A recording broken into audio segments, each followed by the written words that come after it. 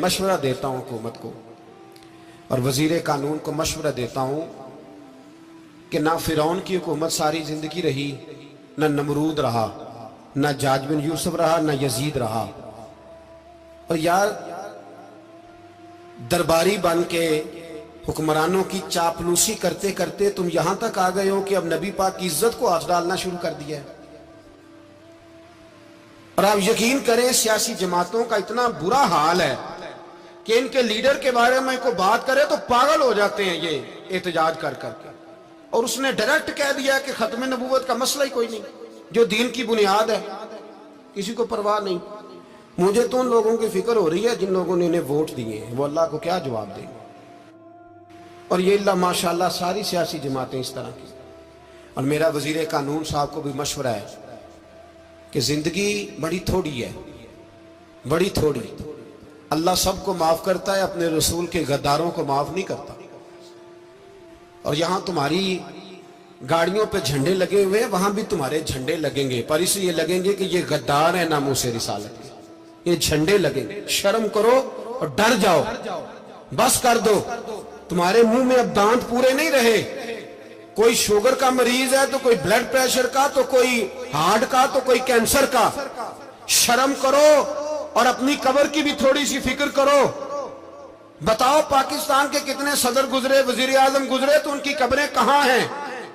कोई जाता है उनकी कब्रों पे? किसी को खबर है? क्यों अपने लिए जहन्नम इकट्ठी करते?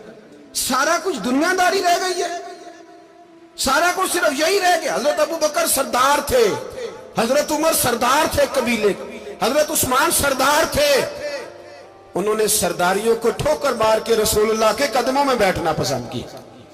सरदारियां छोड़ के गुलाम बन गए। तुम सरदारियां बचाने के लिए रसूलुल्लाह की गद्दारी करते हो, शर्म नहीं आती? और काम शिकवा है मुझे इन लोगों से जो मौलवी तो कह देते हैं तू सियासत नकार, और किसी सियासतदान को मना नहीं करते कि जब तुझे सूरत फातिहा भी नहीं आती तो तुझे किसने इजाजत दी है इतनी बड़ी बात। और मैंने पिछले से पिछले जुम्मे भी कहा था, फिर कहता हूं और ऑन दी रिकॉर्ड कहता हूं, मरज़ई कल भी काफिर थे, आज भी काफिर और कयामत तक। और जो उनके कुफर में शक करे वो भी, और पक्का बेईमान है, काफिर है। वो वजीर कानून हो या सुबाई हो या विफाकी हो, मन शक्का फी कुफर ही फकत कफर। जो मरज़ई के कुफर में शक करे वो भी काफिर है। हमारे रसूल आखिरी रसूल है। हम किसी को ये इजाजत नहीं देंगे कि वो खत्म नबूवत में रखड़ा डालने की कोशिश करे। हम किसी को ये इजाजत है। और तुमने कौम को लूटा, लूटते रहो, अब ईमान पे डाके तो ना डालो। तुम्हें दौलत लूट के पेट नहीं भरा, अब ईमान लूटना शुरू कर लिया। तुम्हारा फैक्ट्रियां लूटकर, कौमी खजाना लूटकर पेट नहीं भरा। भाई मानो अब दीन बेचकर अपनी हुकूमतें पक्की करोगे। और वो लोग भी तैयार हो जाएं जो इन बेईमानों को मुंतखब करते हैं, उनसे भी सवाल करेगा खत्म नबुव्वत का मौजू कयामत के दिन कि तुम बताओ। इनको सपोर्ट करते थे जो रसूलुल्लाह सल्लल्लाहु अलैहि वसल्लम के बाद भी किसी नबी को नबी मानना दुरुस्त जानते थे। शर्म आनी चाहिए, ख्याल होना चाहिए। और मैंने कहा कि हमारा दिल नहीं चाहता, आप यकीन करें, हमें शौक है जुलूस निकालने का, तुम्हारे खिलाफ बातें करने का। तुमने रोज थर्मामीटर निकाला होता है, चेक करते हो कि ईमान कितना है कितना नहीं है। ये पाकिस्तान अगर सूबा सिंध है तो हजरत अब्दुल्ला शाह गाजी का है, अगर बलोचिस्तान है तो हजरत बाबा अब्दुल रहमान का है, और अगर पेशावर है तो वो सूफिया का है, और अगर ये धरती पंजाब है तो ये दाता अली अजमेरी की है, ये बाबा फरीदुद्दीन की है। इसमें किसी गद्दार को कब्जा करने की इजाजत बिल्कुल नहीं मिलेगी। और हम वो लोग भी नहीं जो चुप करके अंदर सोते रहे, कौम जो करती है करती रहे, हमें परवाह नहीं। ना, ऐसी कोई बात नहीं। कोई बंदा ना समझे कि इन्हें होश नहीं, इन्हें पता नहीं, हमें सारा कुछ ही आता है। फिर अगर कल को कोई मुमताज कादरी पैदा हो गया तो शिकवा ना करना। कल को कोई फिर से आमर चीमा निकल आया तो शिकायत ना करना, याद रखना।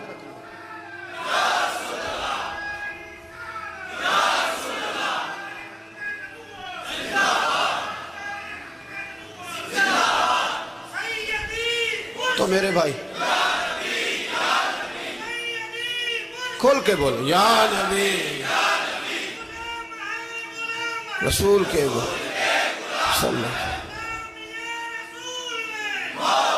تو یہ مشورہ ہے.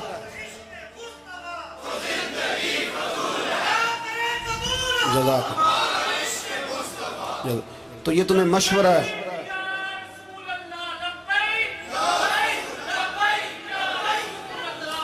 میری بات سنیں، یاد رکھیں، یہ لوگ بعد میں پچھتاتے ہیں، پھر مناظرے کراتے پھرتے ہیں، اس نے صحیح کیا کہ غلط کیا، پھر انہیں ہوش آتی ہے بعد میں، پھر ان کے ہواری نکل نکل کے میدانوں میں دلیلیں دیتے ہیں.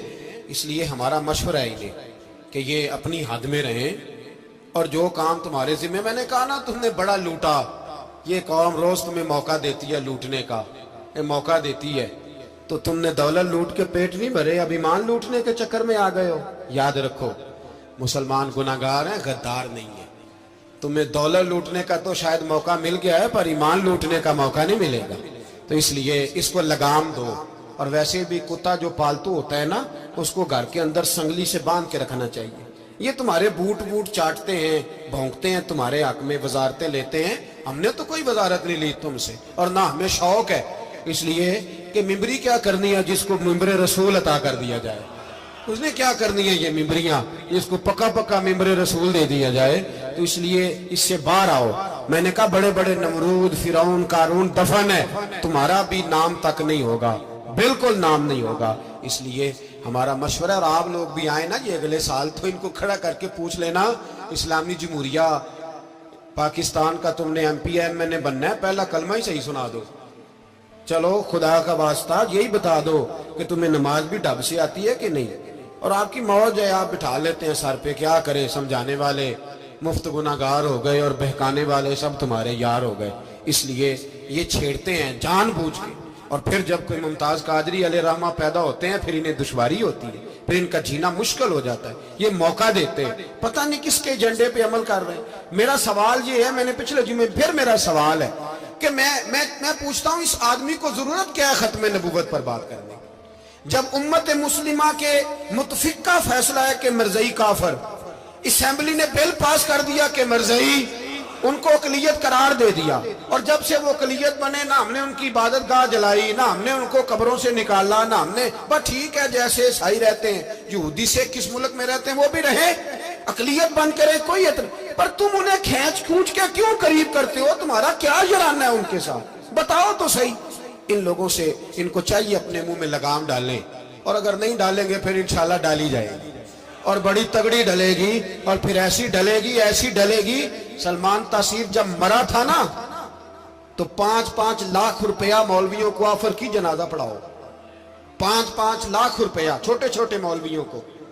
اور داتا صاحب کی مسجد کے خطیب بھی صوبائی جو تھے، وہ خطیب تھے، ملازم تھے، انہوں نے کہا کہ ایمان نہیں بھیجنا، نکالنا ہے نوکری سے تو نکال دو.